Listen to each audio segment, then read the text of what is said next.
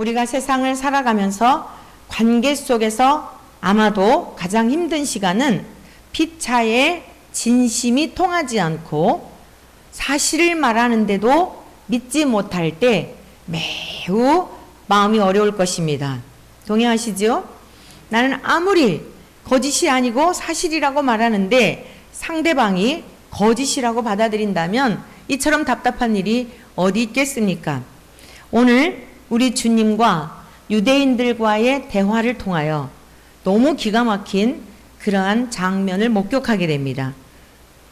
우리 주님이 사실을 말씀하시는데 그 사실을 누구보다도 잘 받아들이고 이해하고 알아보고 깨달아야 될 하나님께서 가장 사랑하셨던 그 유대인들은 오히려 예수님을 향하여 모욕하고 도저히 인간으로서 인격적인 관계 속에서 해서는 안 되는 그러한 이야기로 예수님을 모욕하고 있는 것을 볼 수 있습니다. 우리 주님은 이 세상에서 그런 대접을 받으며 사셨습니다. 왜 그러셨죠? 저와 여러분들 때문에, 저와 여러분들을 사랑하셔서 온갖 수치와 모욕과 조롱을 당하셨습니다. 왜 그러셨다고요? 사랑 때문에, 저와 여러분들 사랑하는 그 한 가지 이유 때문에 오늘 그 풍성하신 사랑을 말씀을 통해 경험하시게 되기를 축복합니다.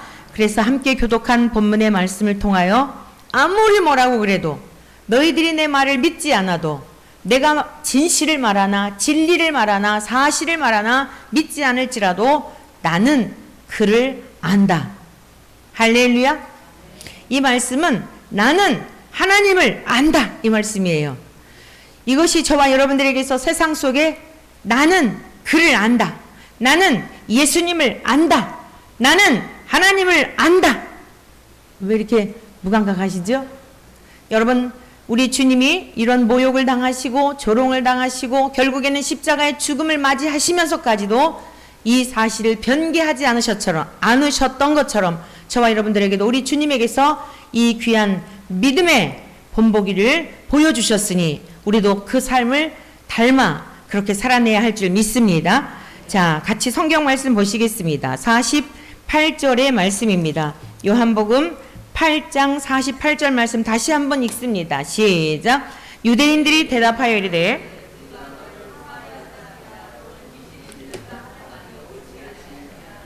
네, 유대인들이 예수님을 향하여 너는 사마리아 사람이야. 그럼 우리가 그냥 이렇게 읽을 때 뭐 사마리아 사람이라고 하는 게 뭐가 그렇게 대단해? 뭐 그렇게 자존심 상하는 이야기일까? 라고 생각할 수 있지만 유대인들의 정서에 있어서 유대인들을 향하여 사마리아 사람이라고 하는 것은 너는 개나 돼지와 같은 사람이야. 너는 짐승과 같은 존재야. 라고 하는 아주 모욕적인 그러한 이야기입니다. 그렇게 멸시하는 그러한 태도인 것입니다. 예수님을 향하여 유대인들이 너는 사마리아 사람이라, 너는 짐승과 같아 라고 이렇게 멸시를 하고 있는 것입니다. 그뿐만이 아니에요. 너 귀신 들렸구나. 너 정신이 제정신이 아니구나. 너 미쳤구나. 미쳤구나 정도가 아니라 귀신 들렸다고 하는 거예요. 귀신 들린 게 뭐죠? 다른 인격체가 그 사람 속에 들어와서 그 사람의 인격을 사로잡아 감정도 자기의 지각도 이성도 내가 원하는 모든 것들에 대하여 내 마음대로 하지 못하고 다른 인격체가 그를 사로잡아서 특히 이 귀신은 뭐예요? 악한 영이죠. 아주 비인격적인 존재죠. 그런 존재에 의하여 조종을 당하는 걸 말하는 거예요.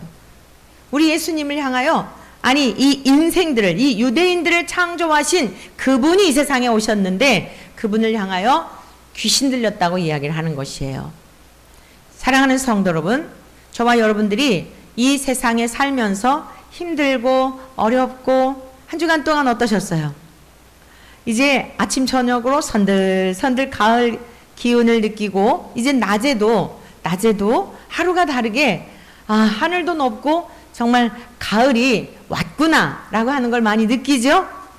근데 여전히 여러분들의 마음은 어때요? 37도, 38도의 무더위와 같은 답답함 속에 한 주간을 보내고 오늘 이 자리에 나오신 분은 없습니까?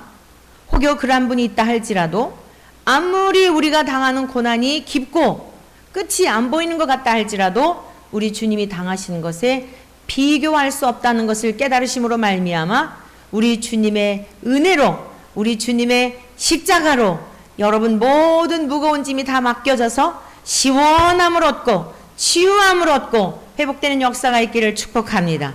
여러분들이 아무리 세상에서 멸시를 당하고 조롱을 당하고 사람들에게 인정을 받지 못하고 나는 언제 이렇게 항상 이렇게 살다 끝나는 걸까라고 혹여 그런 삶을 살았다 할지라도 주님이 당하신 것에 비유할 수 없다는 것을 명심하셔서 여러분들이 경제적인 빈곤과 또는 한 치 앞도 예측할 수 없는 불확실한 이러한 시대 속에 여러분의 마음에 근심이 있었다 할지라도 우리 주님이 당하신 것에 비교할 수 없다는 것을 기억하셔서 우리 주님 바라보시며 이 나그네 인생길 넉넉히 이기게 되시기를 축복합니다.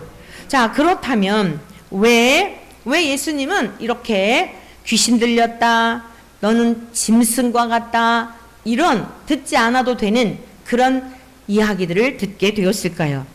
예수님은, 자, 성경 말씀 같이 보십니다. 8장 42절의 말씀을 같이 보시겠습니다.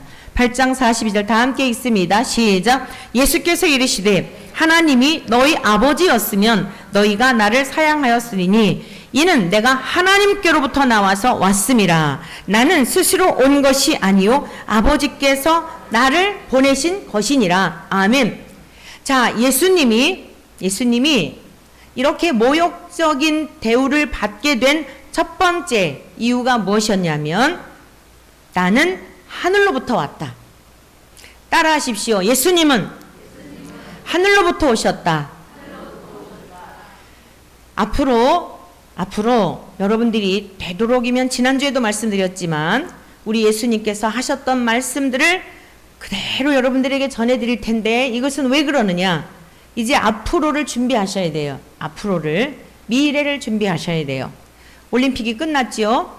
올림픽에 아무나 나가지 않지요? 열심히 준비하고 많은 선수들 중에서도 국가대표로 뽑힌 사람만 경기에 나가서 비록 메달을 못 따도 4등을 했어도 영웅이 되어 돌아오는 거 보셨지요? 여러분, 준비된 선수만이 마지막까지 살아남는 거예요. 지금은 이 시대는 이제 우리가 여러 가지 악법들이 제정이 되면 안 되니까 많은 문제가 있으니까 우리가 그것을 막고 또 저지하고 할 수 있는 데까지 그 악법들이 제정이 되지 않도록 기도도 하고 그러지만 이것이 통과가 되고 여러 가지 본물들이 터지게 되면 이루 말할 수 없는 많은 일들이 일어날 것입니다. 그런데 그러한 때가 생각한 것보다 너무나 빨리 이 악법이 제정이 되고 이런 것만이 아니라 여러분 뉴스를 보셨는지 모르겠는데 지난 8월 10일자 KBS 뉴스에 동영상에 이렇게 그것만 편집을 해가지고 올라온 게 있더라고요.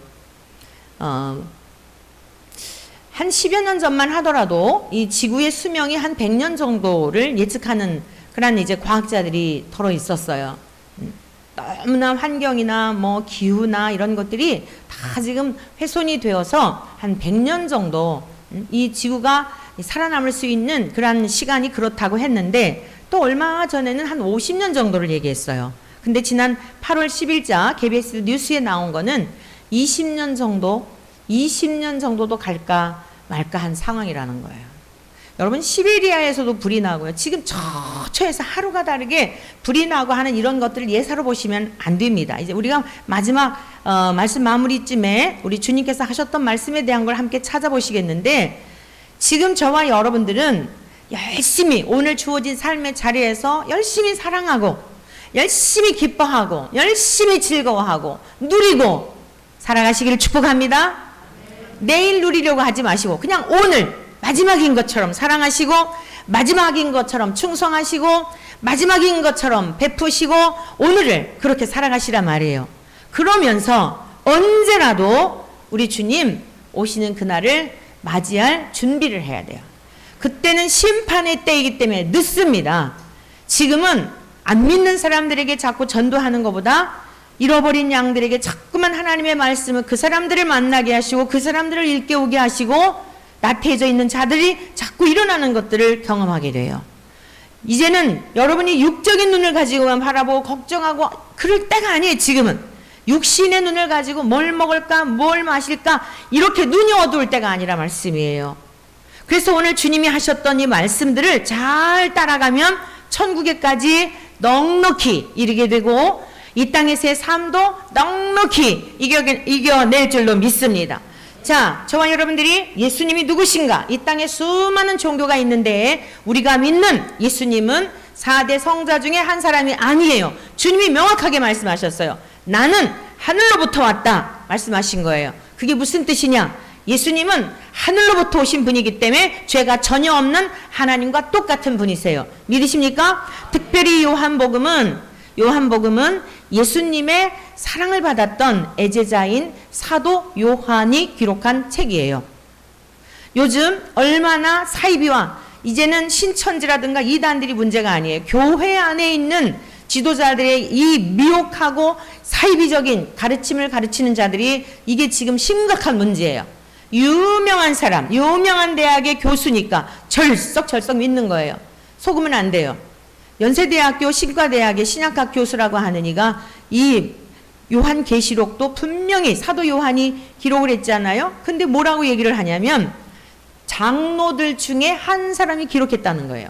여러분, 장로들 중에 한 사람, 요한이라고 하는 그 사람이 기록한 거하고 예수님께 직접 선택을 받아서 예수님께 가르침을 받고 예수님이 돌아가시는 거 아니 예수님이 그 모든 행하시는 표적과 이적을 옆에서 지켜본 거, 여러분 예수님이 죽으시는 현장에 있었고 예수님께서 위탁하시는 마리아를 모셨던, 죽으셨다가 부활하신 하늘로 승천하신 그 목격자가 기록한 거하고 많은 요한이라는 사람이 있었는데 그 요한이라는 사람이 들려진 소리들에 의하여 이렇게 자기가 하나의 책을 만들어낸 거하고 똑같습니까? 지금 이 시대가 그렇게 미혹한단 말이에요. 응? 명문대학교 교수라는 이름으로. 다들 에이 아무나 거기 대학교 교수 하겠어?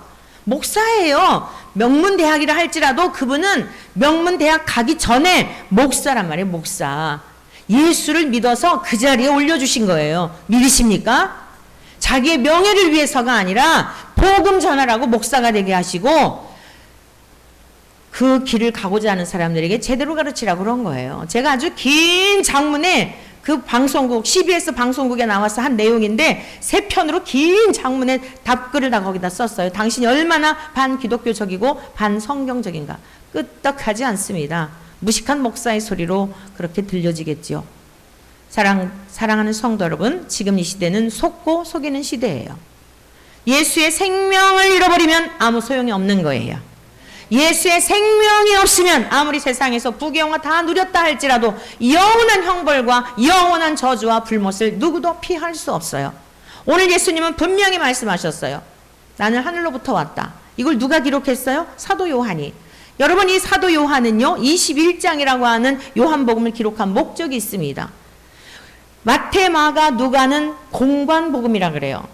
마태복음, 마가복음, 누가복음은 같은 관점에서 예수님의 출생에서부터 예수님의 촉보, 예수님이 하신 일, 예수님이 돌아가시고 부활하시고 승천하시고 거의 비슷비슷해요. 근데 이 요한복음은 달라요. 그런 역사순으로 기록한 게 아니에요. 왜 예수님이 이 땅에 오셨지? 예수님은 누구시지? 예수님이 이러한 기적을 행하신 목적이 무엇이지? 이러한 관점을 가지고 기록했어요. 그래서 공관복음, 마태, 마가, 누가복음에 기록되지 아니한 내용들이 요한복음에 기록되어져 있고 마태, 마가, 누가 이 세 공관복음은 많은 기적적인 사건들을 기록하고 있지만 요한복음은 딱 7가지만 선별을 해가지고 기적을 기록하고 있어요. 왜 이런 기적을 행하셨는지에 대한 의미를 가르치기 위해서 매우 중요한 것이기 때문에. 그래서 예를 들어 마태마가 누가복음에 나와 있지 아니한 가나의 혼인잔치에 대한 내용이 요한복음에만 나와 있어요. 그리고 요한복음은 어떻게 시작이 됩니까? 태초에 말씀이 계시니라 이렇게 시작해요. 창세기 1장 1절은 어떻게 시작해요? 태초에 하나님이 계시니라 이렇게 시작하잖아요. 태초에 하나님이 천지를 창조하시니라 이랬잖아요. 근데 요한복음 1장에서 태초에 말씀이 계시니라. 이 말씀이 하나님과 함께 계셨으니 이 말씀은 곧 하나님이시니라. 여러분, 태초에라고 하는 똑같은 단어가 등장이 돼요. 창세기하고 요한복음에. 그런데 우리 한글로 볼 때는 똑같은 거지만 의미는 완전히 달라요. 창세기에서의 태초에라고 하는 것은 시작을 말하는 것이고, 요한복음 1장 1절에서의 태초에라고 하는 것은 엔 아르케라고 하는 헬라어인데 창세 전에, 영원 전에 이 뜻이에요. 그러니까 시작한 거하고 시작 전에라고 하는 건 완전히 다른 거죠. 시작하신 그 하나님이 영원 전부터 계셨는데 그분이 이 세상에 오셨다. 그분이 누구냐? 예수님이다. 그분이 누구냐? 하나님이다. 말씀이 실제가 되어 말씀을 한 세상을 창조하신 것이 아니라 그 말씀이 육체를 입고 이 땅에 오셨는데 보니까 그분이 하나님이시다. 그걸 증거하고 있는 게 요한복음이에요. 그러니까 유대인들이 말귀를 못 알아들으니까 예수님을 귀신 들렸다 하고 미쳤다 그러고 짐승 취급하고 그런 것입니다. 그런데 지금 예수님은 그 유대인들을 향하여 뭐라 말씀하고 있어요? 나 하늘로부터 왔어. 사랑하는 성도 여러분, 세상 사람들이 받아들이지 않을지라도 믿지 않을지라도 이후에 여러분들 만약 환난날 당할 때에 예수의 이름을 부인하면 살려죽게 할지라도 나는 그분을 압니다. 나는 그분을 부인할 수 없습니다. 예수님은 하나님이십니다. 하나님은 세상을 창조하신 분이십니다. 나를 지으신 분입니다. 그분은 하늘로부터 오셨기 때문에 죄가 없습니다. 선언할 수 있는 저와 여러분 되시기를 축원합니다. 나는 그를 안다고 하는 예수님의 고백만이 아니라 저와 여러분들도 나도 그분을 압니다. 예수님은 하늘에서 오신 분이기 때문에 죄가 전혀 없는 하나님이십니다. 미쳤어. 야, 어떻게 인간이 죄가 없냐? 어떻게 인간이 하늘로부터 오냐? 5만 가지 얘기로 저와 여러분들에게 미쳤다 소리 할지라도, 귀신 들렸다는 소리 들을지라도 낙심하지 말고, 예수님도 이미 그 길을 가셨기 때문에 좁은 길을 가야 할 저와 여러분들도 본을 보여주신 주님을 따라서 그 길을 넉넉히 가게 되기를 축복합니다. 박해받으신 이유가 뭐라고요? 하늘로부터 왔다는 이유 때문에, 예수님이 하나님이시라고 하는 사실을 증거했기 때문에 유대인들이 귀신 들렸다, 짐승과 같다 이렇게 이야기했다는 것이에요. 두 번째, 8장 44절 같이 읽습니다. 시작. 너희는 너희 아비 마귀에게서 났으니 욕심대로 너희도 행하고자 하느니라. 그는 처음부터 살인한 자요 진리가 그 속에 없으므로 진리에 서지 못하고 거짓을 말할 때마다 제 것으로 말하나니 이는 그가 거짓말쟁이요 거짓의 아비가 되었습니다. 두 번째, 예수님이 왜 미쳤다 소리 듣고 귀신 들렸다 소리 듣고 여러분 짐승 취급을 받은 이유가 뭐예요? 너희는 너희 아비 마귀에게서 났어. 여러분 이해가 되긴 하죠? 만약에 누군가 뜬금없이 우리를 향해서 네 아버지가 마귀지 이래 보세요. 몸싸움 하면은 큰일 나니까 고소하지 않겠어요? 이제 앞으로 이 차별금지법이 제정이 되잖아요. 이런 설교 못한단 말이에요. 못해요. 인격을 침해했다고 하기 때문에 이런 설교 못해요. 여러분 모든 인생은 죄 가운데 태어났습니다. 이런 설교도 못해요. 혐오 발언이고 인권을 침해하기 때문에. 하나님이 세상을 창조하셨습니다. 이런 설교도 못해요. 왜? 종교 편향이니까. 야, 니네 종교만 옳다고 하면 우린 어쩌라는 거야. 이렇게 돼버려요. 창세기 1장 1절부터 설교를 못해요. 그러니 교회가 어떻게 될까요? 인본주의. 예수님의 이름을 빌어서 여러분, 동성애 여러분, 동성애자 여러분, 하나님이 여러분들이야말로 사랑하시고 요런 거 얘기하는 교회들만 살아남아요. 죄에 대한 이야기 절대 하면 살아남을 수 없어요. 교회 다 문 닫아야 돼요. 이제 뻔질나게 왔다 갔다 해야 돼요. 지금요 박주민 의원이라는 사람이 무엇을 다시 발의를 했느냐면은 징벌적 손해배상이라 그래가지고 이제 제가 지금 여러분 우리 모든 인생은 마귀의 자식으로 태어난 겁니다. 이렇게 이제 한 거예요. 그러면은 굉장히 혐오 발언이잖아요. 이래갖고 이전에는 이 차별금지법이 왜 문제가 되냐면요. 이전에는 예를 들어서 여러분들이 저 목사님한테 내가 굉장히 차별을 받고 저 목사님이 나한테 막 혐오한 거 그게 막 너무 제게 상처가 됐어요. 이러면 제가 설교한 테이프든지 뭐 글이든지 문서든지 이런 걸 가지고 가서 하면 됐어요. 근데 이제 법이 바뀌면 어떻게 되냐면 가만히 있어도 돼요. 아무 증거 제시하지 않아도 돼요. 제가 굉장히 기분이 나쁘거든요. 그리고 제가 입증을 해야 돼요. 전 정말 목사로서 살리는 생명의 길로 인도하느라고 그런 거예요. 아무리 설명을 해도요. 저는요, 그게 생명을 살린다는 얘기로 들리지 않았거든요. 제 인격을 무시하는 소리로 들렸거든요. 이렇게 얘기할 거 아니에요. 응? 아주 그냥 지금 이 기독교에 대해서 그냥 못마땅하게 여기는 사람들이 얼마나 많습니까? 그 배후에 누가 있어요? 다 마귀가 주는 생각을 따라 하나님을 대적하기 때문에 그런 거예요. 그 사람들도 속는 거예요. 그 사람들이 나빠서가 아니라 그 속에 역사하는 어둠의 영들이 어떻게 해서든지 하나님을 능멸하고 어떻게 해서든지 하나님을 믿지 못하게 하고 그렇기 때문에 교회에 무슨 일만 있으면 난리들이잖아요. 그래서 그러는 거예요. 그런데 제가 아무리 아니라 그래도 자매님 아니에요. 정말 이 길만이 사는 길이고 우리가 인정을 해야 내가 죄인이라는 걸 인정을 해야 생명을 얻기 때문에 가난한 자에게 심령이 가난한 자에게 천국을 주셨기 때문에 그런 거예요. 아무리 설명을 해도 전 너무 기분 나빠요. 이 사람이 기분이 풀릴 때까지 제가 이거를 해명을 해야 돼요. 어떻게 해명을 하겠어요? 근데 이게 만약에 법으로 이제 문제가 되잖아요. 저촉이 됐어요. 이제 뭔가가 저쪽 편을 들어준 거예요. 3배에서 5배까지 벌금을 내야 돼요. 최하 500만 원에서 3천만 원까지인데 징벌적 손해배상이라고. 이제 앞으로 큰 교회들요 재산 다 뺏겨요. 이제 작은 교회들 뭐 가질 거 없는데 뭐 그냥 감옥에 왔다 갔다 하면 되겠고, 제가 오늘 말씀을 마태복음 24장을 읽으면서 멸망에 가증한 것이 거룩한 곳에 선 것을 보거든, 이런 말씀이 있거든요. 인자가 올 때가 가까운 것을 알라. 멸망에 가증한 것이 거룩한 곳에 선 것을. 이것은 이제 역사적으로 많은 해석들이 있는데, 이 시대 여러분이 이 동성애라고 하는 것은요, 그 구약에 레위기에 보면은 가증한 일이라 그랬거든요. 그 히브리어 원어적인 의미로 뭐냐면 토에바라 그래요. 참 또 단어가 희한하더라고요. 왜? 토에바. 쉽게 이해가 되겠죠? 가증한 일이에요. 이 동성애가. 근데 지금요, 동성애 하는 목사들이 안수를 받는, 감독도 되는 미국에서는요, 그런 지경에까지 이르게 됐어요. 가증한 일이라고 그랬어요. 이 동성애는. 근데 그러한 사람들이 목사가 되고 감독이 되고, 거룩한 곳이 어디예요? 하나님의 성전에서, 하나님의 강단에서 하나님의 말씀을 전하는 일 아니겠어요? 그러니까 어떻게 성경을 성경대로 전하겠습니까? 자기들의 죄에 대한 것을 합리화해야지. 자기들이 지금 옳다고 이 시대 이것이 복음이라고 해야 하는데 어떻게 참된 복음이 전파가 되겠느냐고요. 그러한 것을 보게 되거든 유대에 있는 자들은 빨리 산으로 도망해라. 너희들 지금 옷 벗어놓고 일하다가 그거 가지러 가지 말라. 빨리 도망해라. 주님 말씀하셨어요. 사랑하는 성도 여러분, 지금 세상에 되어지는 일 때문에 걱정할 거 아니에요. 여러분 아무것도 걱정할 게 없고요. 오직 주여 저의 영혼 구원해 주십시오.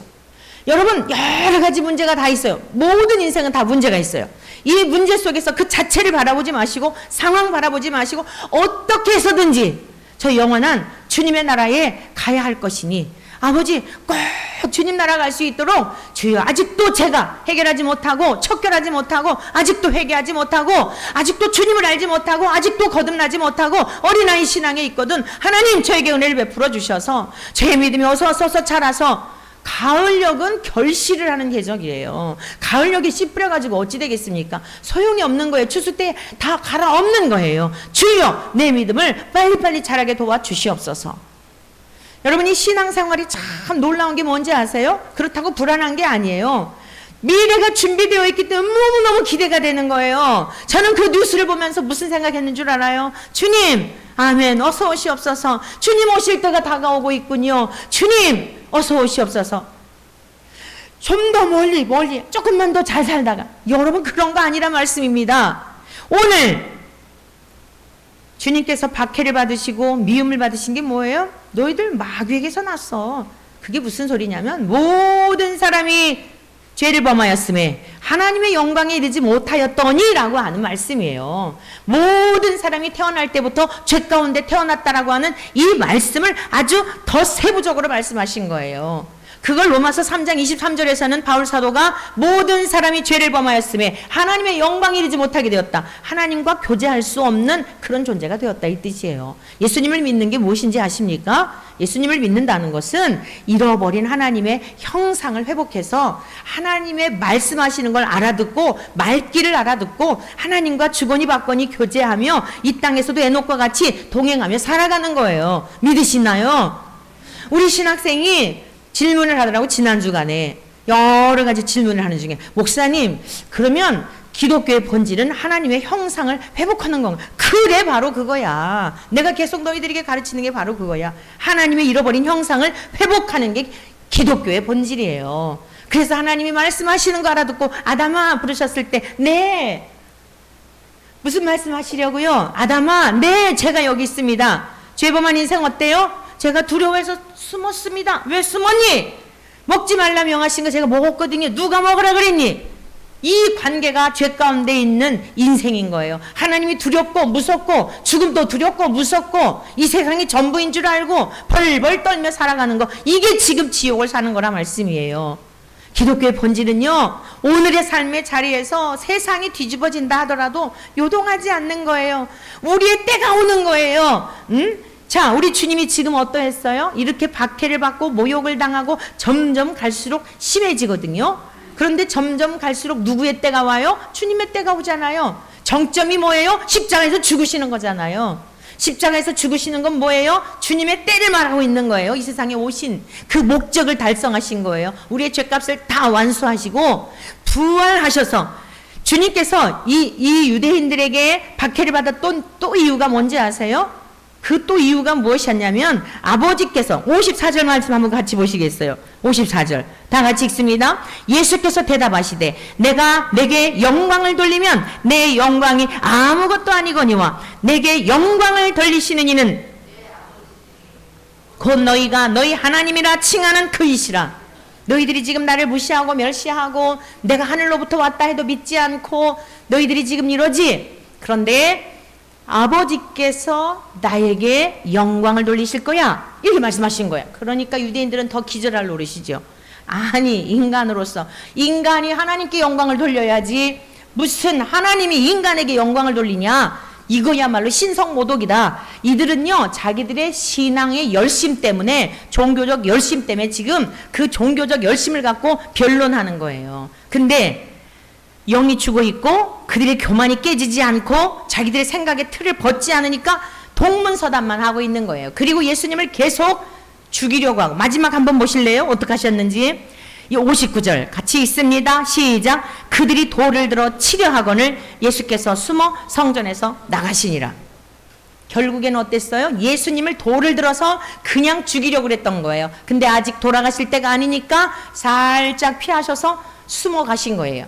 사명이 끝나지 않으면 절대로 하나님께서 허락지 않으시고 예수님도 그 목숨을 허락지 않으셨어요. 그러면 하나님께서 예수님에게 영광을 돌리신다는 게 뭐예요? 예수님의 때가 가깝다는 게 무엇이었어요? 십자가에서 죽으셨으나, 그럼 모든 사람이 죽는 거잖아요. 죄인처럼 돌아가셨으나, 유대인들은 박수 쳤겠죠? 너 신성모독하더니 잘 죽었어. 그렇게 죽는 게 마땅해 이랬겠죠? 그런데 어떻게 했어요?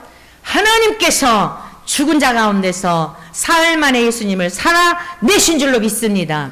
그게 하나님께서 예수님을 영화롭게 하셨다 그 뜻이에요. 그래 나를 죽여, 너희들 나를 귀신 들렸다 그래라. 하나님이 나를 영광 돌리실 때가 올 거다. 죽은 자 가운데서 살아나게 하실 때에 내가 하늘로부터 왔다는 것을 입증하게 될 거다. 여러분, 그런데 말이죠, 예수님이 부활하신 지 사흘 만에 살아나셔서 우리 같으면 이 박해했던 사람들 집집마다 찾아다녀가지고 야 이리 나와 야 막 이러시지 않겠어요? 안 그러셨어요. 여기에 우리가 주목해야 돼요. 이게 불행인 거예요. 누구에게 나타나셨어요? 제자들에게요. 아무리 기적적인 죽었다가 살아나셨다 할지라도 강팍하고 그들의 마음이 굳어있는 사람들에게는 그 기적도 그들에겐 기적이 아니었던 거예요. 그러면 이들이 몰랐을까요? 소문을 들어서도 몰랐을까요? 오늘 마지막 시대를 살아가고 지마를 살아간 우리들은 무엇을 해야 되냐? 강팍한 마음을 하나님 앞에 다른 거 구하지 마시고 강팍하고 딱딱하고 굳은 마음을 하나님의 말씀의 방망이로 쳐서 부드러운 마음을 갖도록 날마다 부드러운 심령을 구해야 할 줄로 믿습니다. 회개해야 되는 것. 때가 찼고 하나님의 나라가 가까이 왔으니 다른 거 구하라고 말씀하지 않았어요. 회개하고 주여 부드러운 마음을 주십시오. 하나님의 말씀이 스펀지처럼 그냥 스며들게 하시고 그냥 믿어지게 하시고 진리라고 한다면, 말씀이라고 한다면, 생명이라고 한다면, 사는 길이라고 한다면 전혀 의심 없이 주여 이 말씀이 나에게 믿어지게 도와주십시오. 여러분 그래도 안 믿어지면 정말 금식하면서라도 한 끼씩 금식하면서라도 하나님 앞에 은혜를 구해야 할 때인 줄로 믿습니다. 보라 지금은 은혜 받을 만한 때요 구원의 날이라고 말씀하고 있어요. 때가 있는 거예요. 예수님이 그 영광을 하나님께서 예수님께 돌리셨는데도 이 강팍하고 교만한 자들에게 찾아가신 것이 아니라 왜 그랬을까요? 찾아갔어도 헛개비 봤다 그랬겠죠. 여전히 그들의 딱딱한 마음은 또 다른 말로 변론했겠죠. 하나님은 이제 그들에게는 관심이 없으신 거예요. 가난한 마음, 비록 베드로와 같이 주님을 부인했지만 새벽 다 울기 전에 네가 3번 나를 부인할 거야. 주님이 하신 말씀이 생각나서 가슴을 치며 애통하며 주의 말씀이 생각나서 회개했던 베드로에게는 나타나 주셨다는 말씀입니다. 오늘 우리가 사는 길은 무엇이냐? 하나님의 말씀을 가감없이 하나님의 말씀을 말씀대로 믿으며 믿어지지 않을 때는 하나님 앞에 주여 믿어지게 도와주십시오. 말씀이 삶이 되게 도와주십시오. 주여 말씀이 육신 되시어 이 땅에 오신 주님과 같이 저에게 그 은혜를 허락하여 주십시오. 그리할 때 하나님은 어찌 우리를 외면하시겠습니까? 어찌 저와 여러분들의 목숨까지 아끼지 않으신 주님이 그 나라를 주시지 않겠습니까? 오늘 이 하나님의 선하심, 우리 구주 예수님이 이 땅에 이 긍휼한 마음을 가지고 오셔서 우리를 위해 이 비난을 받으면서도 계속적으로 사실을, 계속적으로 진리를, 진실을 밝히셨던 이 주님을 저와 여러분들도 닮아야 될 줄로 믿습니다. 그래서 너희는 마귀에게서 났다는 것 때문에 박해를 받으신 거예요. 또한 45절 46절에 보면 내가 진리를 말함으로 너희가 나를 믿지 아니하는도다. 예수님이 박해받으신 이유가 뭐예요? 죽으신 이유가 뭐예요? 진리를 말씀하셨기 때문이에요. 여러분 이 세상에서 진리를 말할수록 환영받는 게 아니라 진리를 말할수록 무식한 소리 듣고 진리를 말할수록 미련하다는 소리 듣고 진리를 말할수록 사람들에게서 꼴통 보순이 뭐하니 5만 가지 얘기 들어요. 여러분 그러한 소리를 듣는다 할지라도 그것이 진리를, 여러분들이 믿어지는 진리를 내주하시는 성령님을 통하여 믿게 하신 바 그 진리를 간직하고 있다면 잘 가고 있구나 주님의 위로하심이 있기를 축원합니다. 46절입니다. 너희 중에 누가 나를 죄로 책잡겠느냐? 내가 진리를 말하는데도 어찌하여 나를 믿지 아니하느냐? 진리를 말하는데도 믿지 아니하기 때문에 우리 주님이 얼마나 답답하셨을까요? 그러면서 47절 같이 읽습니다. 시작. 하나님께 속한 자는 하나님의 말씀을 듣나니 너희가 듣지 아니함은 하나님께 속하지 아니하였습니다. 그러니까 얼마나 불편했겠어요 유대인들이. 이거 뭐야, 우리를 계속 무시하는, 마귀에게서 났다 그러지, 진리를 말한다 그러지, 진리를 말하는데도 믿지 않는 거는 내 하나님께 속하지 않은, 우리는 나면서부터 유대인이고, 아니 조상적부터 유대인이고, 우리는 선민으로서 모든 민족 가운데 뛰어난 민족인데, 그러니까 막 속에서 부글부글하지 않겠어요? 여러분 복음은요 우리 안에서 이렇게 막 우리를 괴롭히는 겁니다. 우리 안에서 막 우리를 고통스럽게 하는 거예요. 그때 깨지지 않으면, 그때 튕겨져 나가면 주님과 상관없는 자가 되는 거예요. 미랄이 땅 속에 있을 때 어떨 것 같아요? 하나의 미랄이 땅에 떨어졌는데 캄캄함 속에 들어가서 어떨 것 같냐 말이에요. 한번 이 알갱이를 의인화해서 생각해 보자고요. 이 종자 씨를 이렇게 조그만 데다 이렇게 막 놓는단 말이에요. 실한 것만 골라가지고. 그래갖고서는 그것을 뭐 옥수수든지 팥이든지 이게 땅에다 이렇게 심잖아요. 같이 여럿이 있었는데 혼자서 그냥 동떨어지게 땅 속에 캄캄한 데 들어가가지고 무슨 생각하겠어요? 죽었구나.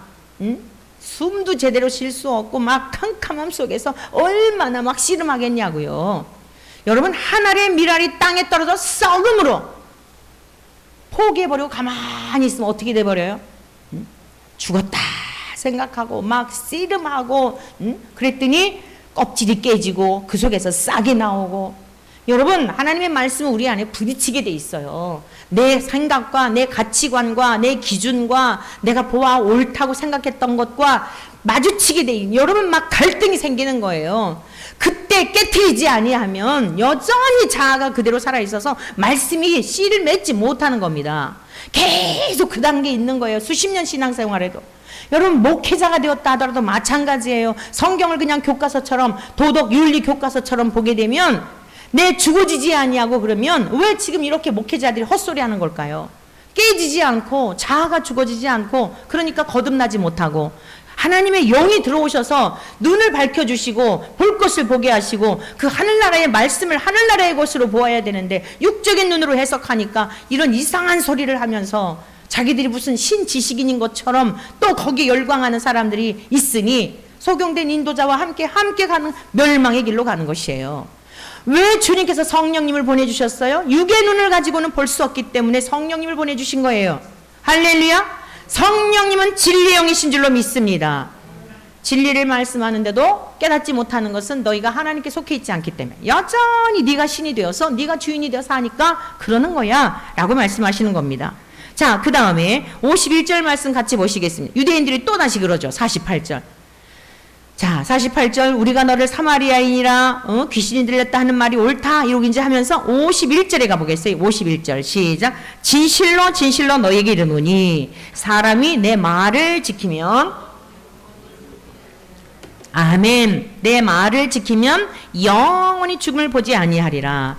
자, 예수님이 왜 유대인들로 하여금 이런 험한 소리를 들었다고요? 내 말을 지키면 영원히 영생하리라. 그러니까 너무 웃기는 거예요. 어디서 태어나냐면 목수의 아들이고 뭐 세상에서 무슨 뭐 훌륭한 가말리알 문화생의 무슨, 요즘으로 말하면 무슨 스카이 나온 사람도 아니고 뭐 유학파도 아니고 그냥 목수의 집에서 유대인의 교육, 그냥 성경, 유대인은 기본적으로 성경에 대한 건 다 집에서 배운단 말이에요. 그 뭐 이렇다 할 만한 뭐가 있는 것도 아닌데 자기 말을 지키면 영생을 얻는다 이렇게 얘기를 하는 거예요. 너무 웃기지 않겠어요? 사랑하는 성도 여러분, 이 시간 성령 하나님께서 우리 모두에게 지혜와 계시의 영을 허락하여 주셔서 볼 것을 볼 수 있는 눈을 열어주시기를 축원합니다. 들을 것을 들을 수 있는 눈을 열어주시기를 축원합니다. 사람을 볼지라도 육의 눈으로 보지 말고 저 사람 속에 생명의 가치를 가지고 바라볼 수 있는 영안을 열어주시기를 축복합니다. 지금에 있는 모습만 가지고 보지 말고 그 사람이 막 많이 가졌으면 대단한 사람인 것처럼, 많이 공부했으면 뭐한 것처럼 그런 거에도 속지 마시기를 축복합니다. 여러분, 그런 사람 통해 크게 사기당할 수도 있는 거예요. 낭패당할 수 있는 거예요. 세상에 유명한 사람이라고 막 한다고 해서 그 사람들이 말하는 건 진리가 아니에요. 나중에 마귀는요, 막 주는 것 같고 높이는 것 같고 하지만요, 어떻게 한다고요? 마귀는 결국 사람을, 생명을 죽이는 자예요. 진리가 아니면은 여러분 그냥 그런가 보다, 저 사람이 생각이 그런가 보다, 부러워할 것도 없어요. 우리 안에 만왕의 왕이신 아버지가 계시는데 뭘 부러워할 게 있어요? 여러분, 우리가 살고 있는 여러 가지 형편이 남들과 비교해서 초라하게 느낄 필요도 없어요. 아니, 주님이 계신 그곳이 그 어디나 하늘나라이지, 초막이나 궁궐이나 내 주 예수 모신 곳이 천국이지, 무엇을 부러워할 것이 있겠습니까? 사랑하는 성도 여러분, 따라하세요. 나는 오직 예수님 한 분으로 만족하리라. 주님 모시고 살아가는 여러분의 삶이, 여러분의 가정이 천국이기를 축원합니다. 그 어디나 하늘나라를 사시기를 축원합니다. 그렇게 살다 주님 앞에 가는 거예요. 세상 사람들은 두려워 벌벌 떨고 난리가 나는데 우리는 할렐루야 찬송하며 주님 맞이하는 것입니다. 오늘 진리를 말하기 때문에, 영생을 말하기 때문에 내 말을 지키면 영생을 얻는다, 충돌이 되었던 것이에요. 그런데 요한일서 3장 23절에 이와 같이 말씀하고 있습니다. 같은 요한이 기록한 책이에요. 그의 계명은 이것이니 곧 그 아들 예수 그리스도의 이름을 믿고, 묻겠습니다. 우리 주 예수 그리스도의 그 이름이 우리의 죄를 사하는 능력이 있음을 믿습니까? 아멘. 그 아들 예수 그리스도의 이름을 믿고 그가 우리에게 주신 계명대로 서로 사랑할 것이니라. 사랑하는 성도 여러분, 계명은 어려운 게 아니에요. 계명이면 율법, 율례, 규례, 그럼 뭔가가 부담부터 오지요. 하나님의 계명은요 어려운 게 아니에요. 하나님을 사랑하는 거예요. 마음을 다하고 힘을 다하고 뜻을 다하여 하나님을 사랑하는 것과 내 이웃을 내 몸처럼 사랑하는 것과. 여러분, 점점 마지막 시대가 되면 불법이 성해지고 사람들의 사랑이 식어진다 그랬어요. 무정해진다 그랬어요. 그럼 하나님의 백성들은 어떻게 살아야 돼요? 사랑하며 살기를 축복합니다. 여러분들의 근심과 염려와 무거운 마음이 해결되는 비법을 가르쳐 드릴게요. 목회하면서 제가 경험한 거예요. 여러분들의 마음이 무겁고 우울하고 슬프고 이럴 때 여러분들 주변에 어려운 이웃들이 생각나는 사람이 있어요. 기도하다 보면. 그들과 만나서든지 전화로든지 함께 위로하고 함께 기도해주고 사랑하시기를 축복합니다. 사랑이 특효약이요 사랑이 명약인 줄로 믿습니다. 한숨을 들이쉬고 내쉬고 할수록 여러분의 몸은 병 들어가는 거예요. 그러나 여러분 그 중에서도 여러분들을 거기에 여러분들의 전제물을 삼는 거예요. 다른 사람의 생명을 사랑하는 일을 위해서 전제물을 삼는 것입니다. 할렐루야. 지난 주일에 무슨 일이 있었냐면은 이 문구점에 계신 분이 이제 폐업을 하게 되었어요. 강아지 용품을 하신대요. 그래 다른 곳으로 이사를 가시는데 그래서 이제 사용하시던 것을 이렇게 이제 기증해 주셨어요. 어디 이렇게 기부할 때 있으면 하라고. 근데 요즘들은 막 워낙 뭐 다 풍부해서 그렇다 그랬잖아요. 근데 이제 어느 집사님이 전화가 왔어요. 제가 단톡방에다가 필요한 분 있으면 가져가세요. 그랬더니 전도용품으로 쓰게 주실 수 있어요? 그러더라고. 아, 그렇게 하시라고. 그랬는데 지난 목요일 날 이제 통화를 했다 그랬잖아요. 그랬더니 이분이 어차피 우리가 다른 지역 다니면서 전도하는 거니까 다른 데 갈 것이 없이 이곳에 와서 전도할게요. 괜찮으세요? 그래요. 아멘 할렐루야죠. 이래가지고 5분이 오셨어요. 5분이 이제 오셨는데 2시 반부터 목요일 날 2시 반부터 하기로 한 거예요. 그래서 이제 근데 이거 초등학교 1, 2학년 아이들 10칸 쓰기 그런 노트인데 이걸 누가 받아갈까요? 그랬더니 목사님 걱정하지 마세요. 그러는 거예요. 그래가지고 이걸 어떻게 포장을 해야 되나요? 그랬더니 안 해도 된대. 그냥 스티커 같은 거 붙이면 된다는 거예요. 그래서 가만히 생각을 해보니 이걸 스티커 붙이는 시간도 오래 걸리고 그럴 것 같더라고요. 그래서 이제 오전서부터 나와가지고 제가 이제 노트 뒤에다가 목사님 보고 스티커 좀 만들어 달라 그래가지고 이제 스티커 이렇게 붙이고 또 우리 교회 전도지 또 갈피에다가 이렇게 넣고 그러는데 여러분 주님은요 우리가 주님을 향한 사랑의 어떤 그 자체를 받으시는 거예요.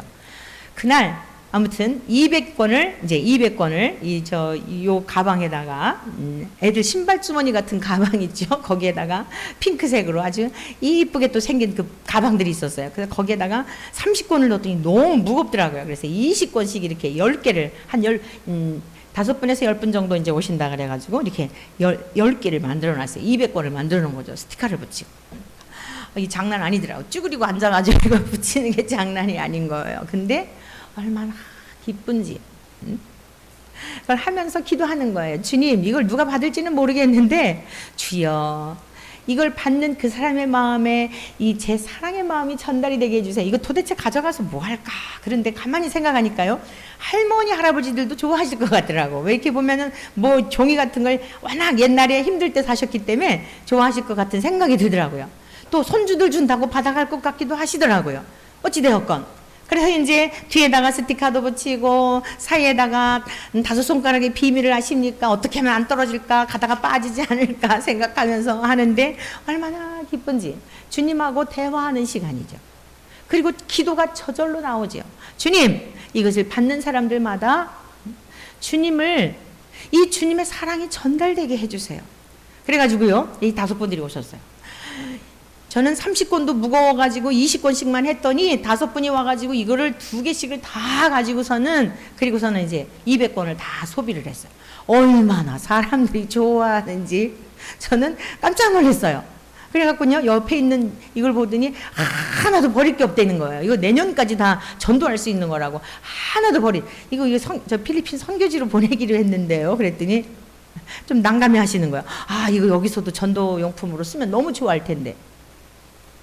그래가지고는 이분들이 끝나고 와가지고요, 11시 반까지 있었어요. 성경 공부 가르쳤어요. 그냥 대화가 성경 공부죠. 그냥 어떻게 은혜들을 받으신, 그냥 일상이 저 주님이 행하신 일들 나누는데, 이제 그만들 빨리 가시라. 사랑하는 성도 여러분, 천국의 모형이에요. 누구 얘기해요? 예수님 얘기. 누구 나누어요? 그거 도대체 노트가 몇백 원이나 할까? 근데 그걸 누구에겐가 예수님의 사랑으로 흘러가게 할 걸 생각하니까 나중에는 막 다리도 아프고 쭈그리고 앉아서 그랬더니 또 막 그 롯데 앞에까지 또 막 저는 이제 말씀 전하고 이러고 돌고 와서 또 막 소낙비도 오고 이제 다 끝나니까 소낙비가 왔어요. 육신은 힘들지만 내적으로는 어때요? 기쁨이 충만한 거예요. 얼마나 감사하지. 함께 처음 만난 분들인데 주님이 행하신 일들에 대한 거를 나누는데 시간 가는 줄 모르고 11시 반까지 그러니까 목이 그냥 확 가버리더라고요. 그 이튿날 또 네 팀을 또 막 금요일날 하루 종일 양육을 하잖아요. 감사하게 한 팀이 취소가 되는 바람에 세 팀만 했는데 그것도 감사했어요. 사랑하는 성도 여러분, 사랑이 능력인 줄 믿습니다. 큰 거 갖고 하는 게 아니에요. 큰 거 갖고. 정말 이분들 대단하더라고요. 차별금지법 이거 막느라고 노원, 구민, 상계동, 중계동, 하계동, 저 수락산 쪽에 다 집집마다 이걸 다 붙였대요. 매일마다. 주님이 강권하시는데 견딜 수가 없어서. 우리 아이들 다 학부모들이에요. 유치부부터 고등학교에 있는 엄마들. 이 아이들 세대 이거 큰일 났다. 이래가지고 엄마들이 모여가지고요. 그냥 어린이집 다니는 아이 또 갔다가 또 데리고 와가지고. 사랑하는 성도 여러분, 나만 위해서 살려고 하면은 행복하질 않아요. 내 몸뚱이만 위해서 살려고 하면요 행복하질 않아요. 그냥 있는 모습 그대로, 그냥 있는 모습 그대로 전제물로 드리는 거예요. 그냥 아프면 아픈 대로, 여러분 조금이면 조금인 대로 그냥 있는 것 그대로 드리면 하나님이 축사하시고 어린아이의 한 끼 양식으로 수만 명을 먹이고도 남게 하셨던 것처럼 오늘 우리들이 왜 불행해요? 왜 기쁨이 없어요? 예수님을 믿으면서도 왜 이럴까요? 말로는 천국은 기쁨의 세계라고 하면서 왜 오늘 우리는 그 세계에 가면은 누리는 걸로 착각하고 있을까요? 오늘 누림이 없기 때문이에요. 오늘 사랑하지 않기 때문이에요. 뭐라고 말씀하고 있어요? 서로 사랑할 것이니라. 그의 계명은 이것이니 서로 사랑할 것이니라. 계명은 다른 게 아니라 하나님을 사랑하고 그분 보이지 않으니까 그 사랑으로 이웃을 향하여 사랑하게 될 때에 주님이 나를 이렇게 사랑하셨구나. 주님이 나를 이렇게 귀히 여기셨구나. 주님이 나를 위해서 결국 그냥 다 주시는 것도 모자라서 목숨까지 바치셨구나. 여러분 그 감격 속에 살아간 그게 천국이란 말이에요. 여러분 그게 에덴이란 말씀입니다. 잃어버렸던 기쁨을 회복하게 되니 여러분 세상에 어려운 환경이 보이지 않는 거예요. 아무리 힘든 환경일지라도 더 큰 기쁨이 있는데 거기에 빠지지 않는 거예요. 침륜을 당하지 않는 거예요. 우리 사랑하는 원천의 모든 가족들에게 이 은혜가 임하시기를 축원합니다. 그의 계명을 지키는 자는 주 안에 거하고, 계명을 지키는 자라야, 사랑하는 자라야 주님 안에 거한다는 거예요. 오늘 우리가 왜 이렇게 코로나 때문에 많은 정부에서 여러 가지 제약이 있음에도 불구하고 모여야 되는 이유가 뭐예요? 우리가 하나님께 예배를 드리며 힘을 얻고 사랑할 힘을 얻고 세상에 나가 가정에 나가 서로 힘들다고 야단하는 이 기가 막힌 현실 속에 이길 수 있는 힘을 공급받는 곳이 충전소와 같은 곳이기 때문에, 주유소와 같은 곳이기 때문에, 영적인 병원과 같은 곳이기 때문에 예배를 패할 수가 없는 것이에요. 믿으십니까? 우리에게 주신 성령으로 말미암아 그가 우리 안에 거하시는 줄을 우리가 아느니라. 주님 우리 안에 거하시는 걸 알게 되는 게 어떻게 한다고요? 성령님을 통해서. 할렐루야! 성령님을 통해서 안다는 것입니다. 그러면서 오늘 55절 말씀 같이 보시겠습니다. 다 같이 읽습니다. 시작. 너희는 그를 알지 못하되 나는 아노니 만일 내가 알지 못한다 하면 나도 너희같이 거짓말쟁이가 되리라. 나는 그를 알고 또 그의 말씀을 지키노라. 할렐루야. 예수님이 박해받으신 이유가 하나님을 안다고 하는 이유 때문에, 하나님이 안다고, 하나님이 내가 하늘로부터 왔고 하나님은 창조주이시고 나도 그와 동일한 분이라는 이 진리를 증거하였기 때문에 이와 같이 죽음을 맞이하는 지경까지 이르게 된 것입니다.